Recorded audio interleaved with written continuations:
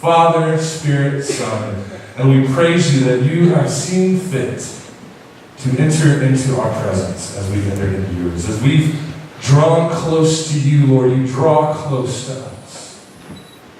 And so, Father, we ask now that by the blood of your Son, Jesus Christ, who intercedes for us incessantly, constantly, prays for us, Lord, that you would move in power through this message, that your Holy Spirit would convict us of the places that we need to open up and let Jesus in. And Lord, would restore the areas that we have let die down, Lord. Break up the soil in our hearts that we have let become fallow, so that you can put new seed there, and that it may grow, whatever that may be, a talent, an opportunity, time, God, whatever that is. We pray right now that you restore to us the joy of our salvation, and that we can proclaim unashamedly that you are our God. We pray all this in the mighty name of Jesus. Amen. God bless you. So I had a new experience a few weeks ago. I've told you lots of stories about the Green Devil, which we call our swimming pool.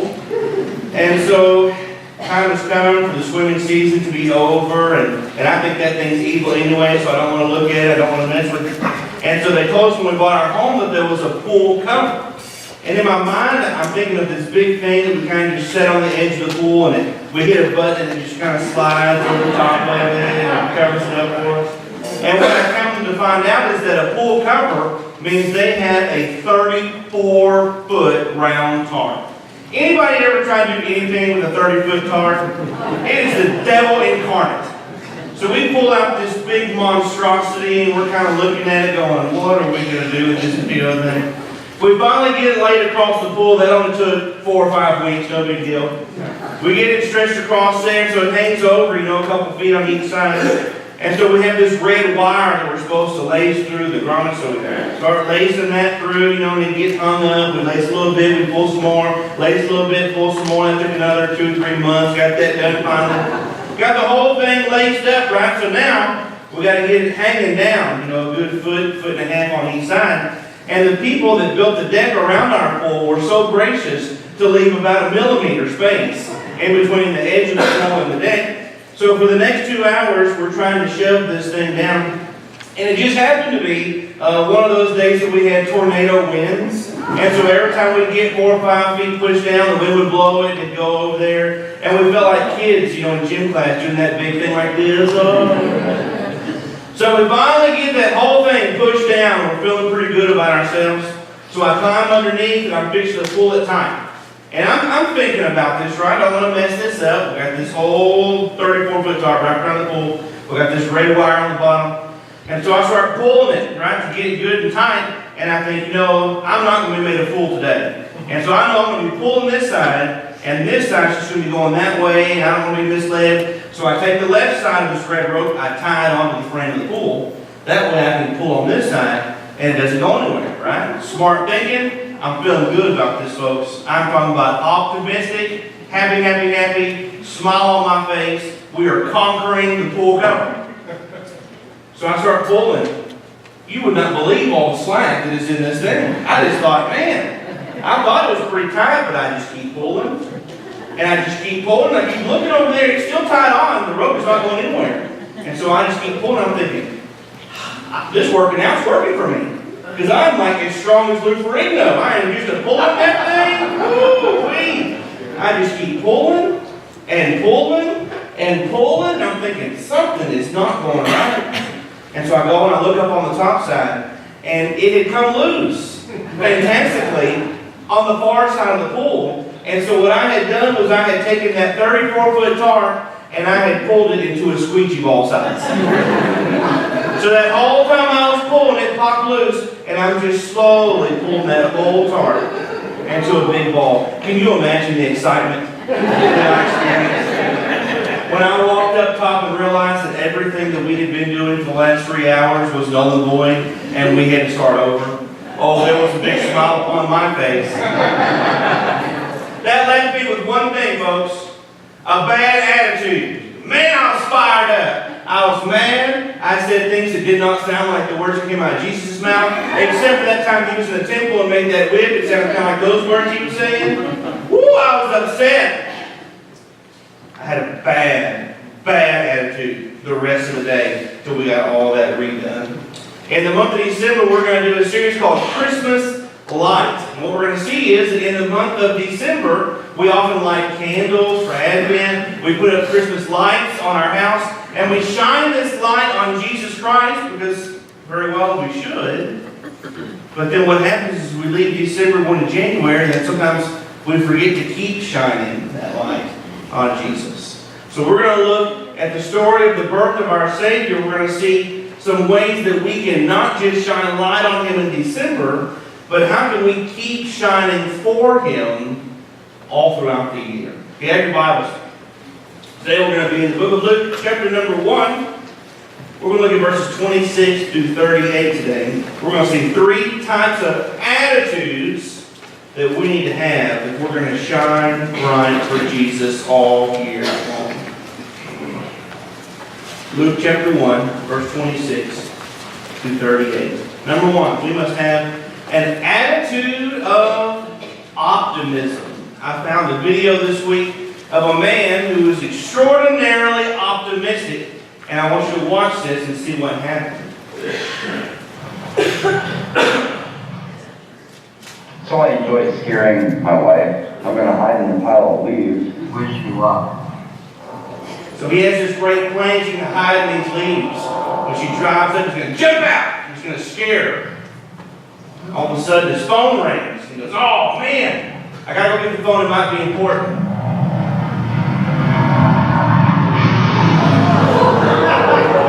There comes his wife. Are you kidding me? Can you imagine that? What's important? That's why you never pull jokes on your wife. He almost done did die.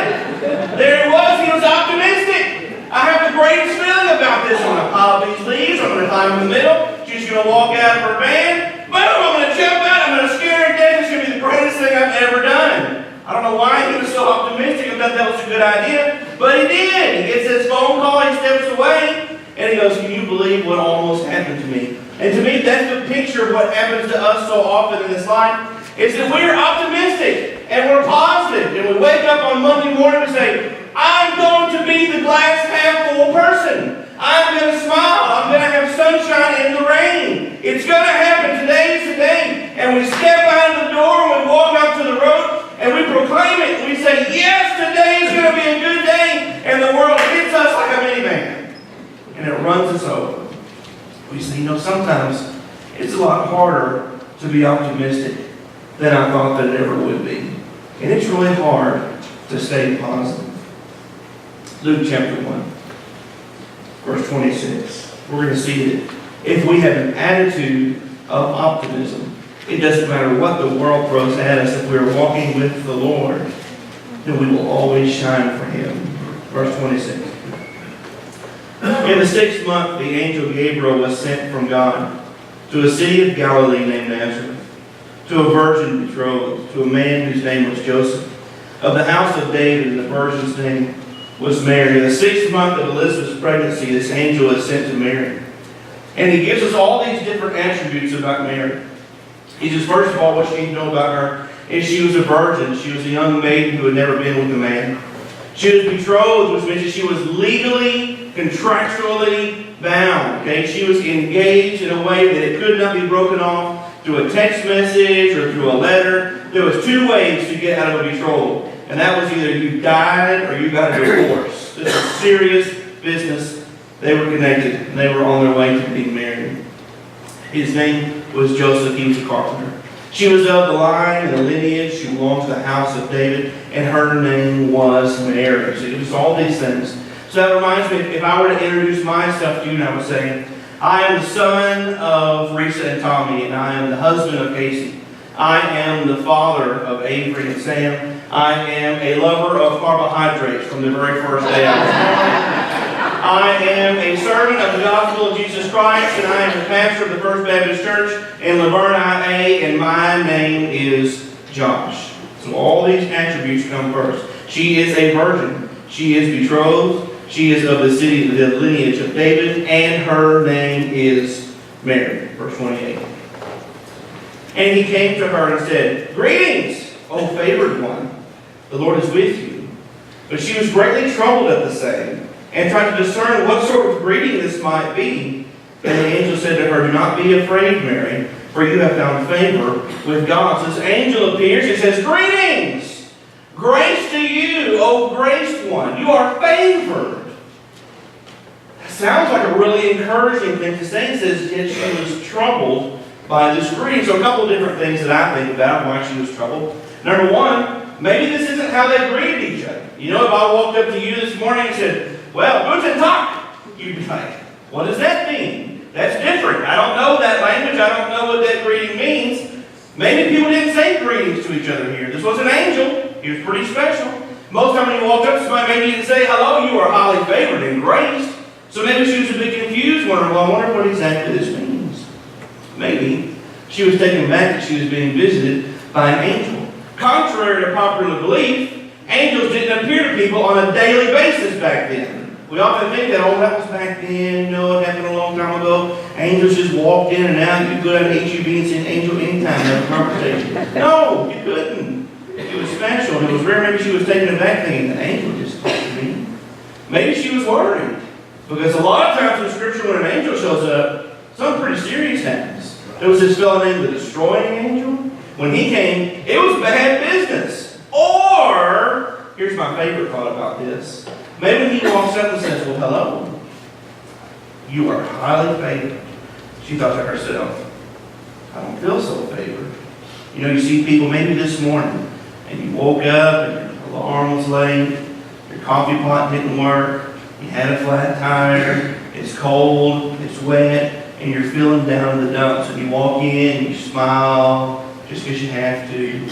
You shake somebody's hand, you say, how are you today? And they say, I am blessed and highly favored. And you go, I got a blessed and highly favored day. I don't feel very blessed and highly favored. Today's the worst day ever. Maybe she thought to herself, if I was rich, then maybe I'd feel blessed and favored. But I'm broke. If I had plenty of food in my house, then maybe I'd feel blessed and highly favored. But I'm starving and don't have anything to eat. If I was important, maybe I'd feel blessed and highly favored. Maybe then I'd feel praised. But I'm not. I'm nobody. Maybe she was confused because she didn't feel as though the Lord was with her.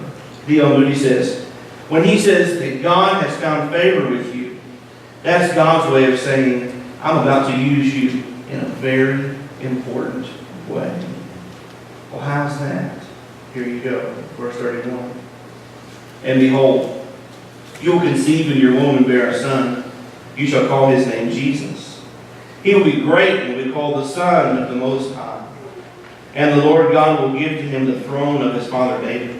And he will reign over the house of Jacob forever. And of his kingdom there will be no end. Hold on. Let's back up. Let's do a little rewind. Push the backwards button on the tape. You're telling me that I'm going to have a baby. This is some strange information you're giving me here, Mr. Hamilton. I'm going to conceive him in my womb. I'm going to call him Jesus. He will be great, the Son of the Most High God. He will reign on the throne, and his kingdom will have no end. Remember the scene. This is a young girl, not married, but engaged, very young, maybe 14. maybe 15, maybe 13. Young, inexperienced. She's wondering, what could this message possibly mean to me? I'm going to have a child, not just any child, but the Son of the Most High God, whose kingdom will never reign.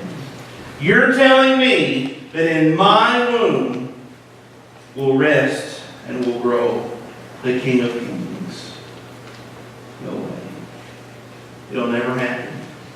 I'm engaged to Joseph. He's a carpenter. So maybe in my womb one day will grow the king of the lathe.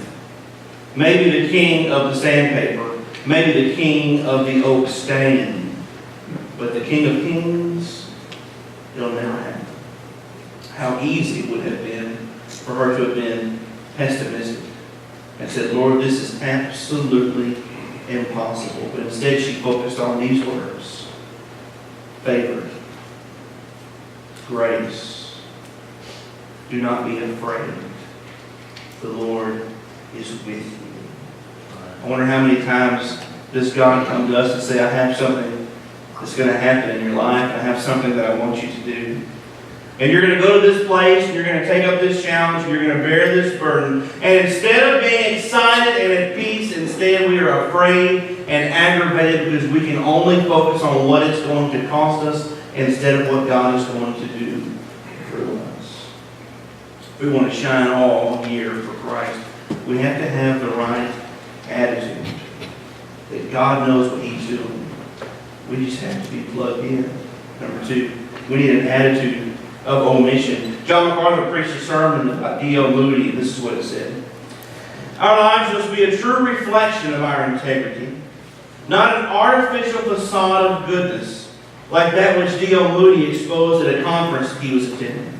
Some zealous young people who took their Christian life very seriously decided they would have an all-night prayer meeting. As they were leaving in the morning, they met Mr. Moody and they informed him, we've been praying all night long, Brother Moody. And one of them said, oh, Brother Moody, do you see how our faces shine? And Moody simply responded, Moses knew not that his face shone. The goodness that is self-conscious is hypocritical. In contrast, our goodness should be the result of the glory of God, not the glory of ourselves. Verse 34. And Mary said to the angel, how will this be since I am a virgin? Now that doesn't sound very optimistic. How will this be? I'm a virgin. I've never been with a man. How will it be that I will conceive in my womb? With understands that she is not being negative, she is not being pessimistic, and she is certainly not doubting the Lord. Instead, what she's asking for is an explanation. See, Zechariah said, this can't even be possible. This will never happen. He did not believe. Mary believes. She just wants to know, how's it going to happen? So if I were to say, listen, the Lord is calling you to go to China next year with Miss Denny. And you were to say, well, I don't have a visa. How am I going to get a visa to China? You can ask the question and say, it is impossible. I will never be able to get a visa. Or you can say, Lord, how are you going to work out that miracle? See, one believes and one doesn't believe. One says it can't ever happen. The other says, I just want to know how. If the Lord says, I'm going to move the mountain, one person can say, there's no way God can move that mountain, I don't believe. And yet the other one can say, well, Lord, I'm just wondering, you going to move that mountain a truck at a time, or are you just going to move the whole thing? I believe you're going to do it. I'm just wondering how. That's what Mary wanted to know. She was not doubting God. She was not doubting His messenger. She was not doubting His word. She just wanted to know what made this process look like. Verse 35. And the angel answered her, the Holy Spirit will come upon you, and the power of the Most High will overshadow you. Therefore, the child to be born will be called Holy, the Son of God. The Holy Spirit of God will come upon you. His power of the Most High will make this possible. This child will be holy. He will be fully man, born through woman. He will be fully divine, the seed of God, not through the seed of man. He will have no sinful nature. He will be equal to God. Verse 36. And behold, your relative Elizabeth, in her old age, has also conceived a son. And this is the 6th month with her, who is called barren. For nothing will be impossible with God. Two complete extremes here. Elizabeth, who is very old in age, who was barren and told she would not have any kids, and yet now she's in her 6th month of her pregnancy. How is that possible? Oh, because with God all things are possible. And yet here's Mary, this young girl on the opposite end of the spectrum, who's never been with a man, and she's going to conceive a child. How is it possible? Oh, because with God all things are possible. You see, when God is involved, there's no limitation. So we call this an attitude of omission. Because to omit something means when someone or something is left out. And if you want to shine for Jesus Christ all year long, there's 2 things you have to omit in your life. And number 1 is yourself. You have got to omit yourself so it stops being about you, because it's not. And number 2 is you have to omit your way. See, it's not about me, it's not about my way. If I omit those 2 things, then I'm free to say, okay, Lord, whatever your will be and whatever your plan is, that is what I will follow. Because it's not about me and it's not about my way. Did Elizabeth want a child? You better believe it. Is it her plan from the day that she was born to have one in the last days? No, it wasn't. Did Mary want a child? Probably one day. But probably not when she was young. But guess what? Both of them said, Lord, your will be done and not mine. It wasn't about them. They wanted the sovereign will of God. If you want to shine God's light brightly, you have to have an attitude of omission. Stop living for yourself and stop choosing your own will and start living for Him and His will, and you'll shine brighter than the star in the sky. Right. Number 3, you have to have an attitude of obedience. Last week my wife was driving down the road, which is scary enough in itself. And as she was driving, she saw a familiar sight that maybe many of you have seen, something like this. Oh, Lord have mercy. There they be, the lights behind me.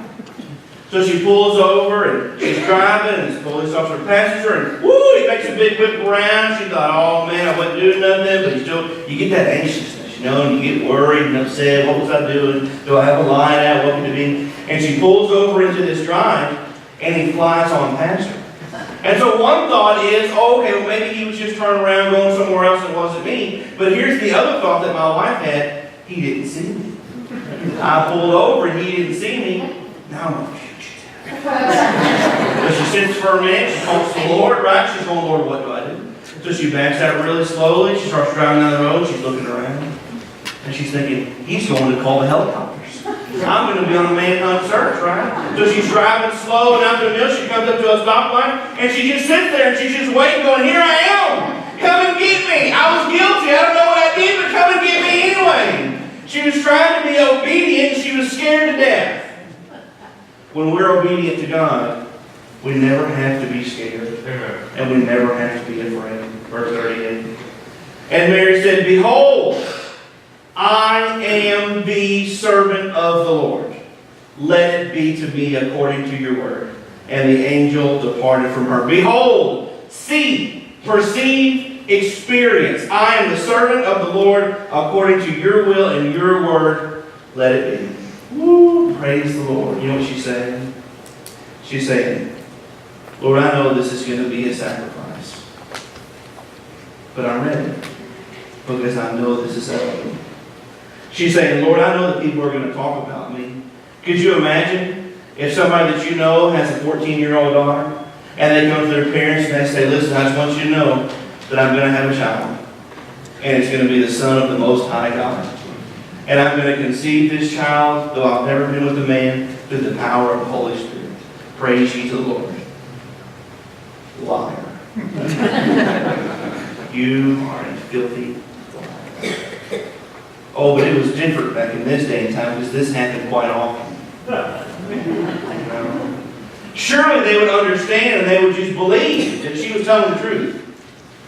No. They would say she's been unfaithful and she's an adulterer. She's saying, Lord, I know this is so hard for Joseph to understand because he loves me.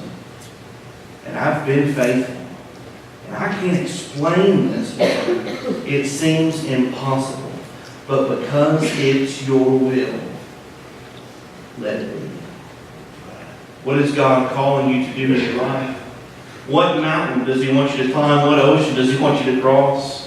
What job does He want you to take? What call does He need you to make? What decision that doesn't make any sense in your life, and you don't know the plan, and you're scared and confused, but you want to shine for Jesus?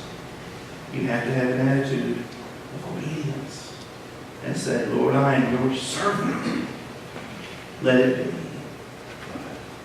There was a shoe manufacturer that decided that they wanted to open up a market in the Congo, so they sent 2 salesmen there. First salesman messaged back, opportunities here, none. Not a single person has a pair of shoes. Second salesman sent back, opportunity here is great. Not a single person has a pair of shoes. The difference that attitude can make.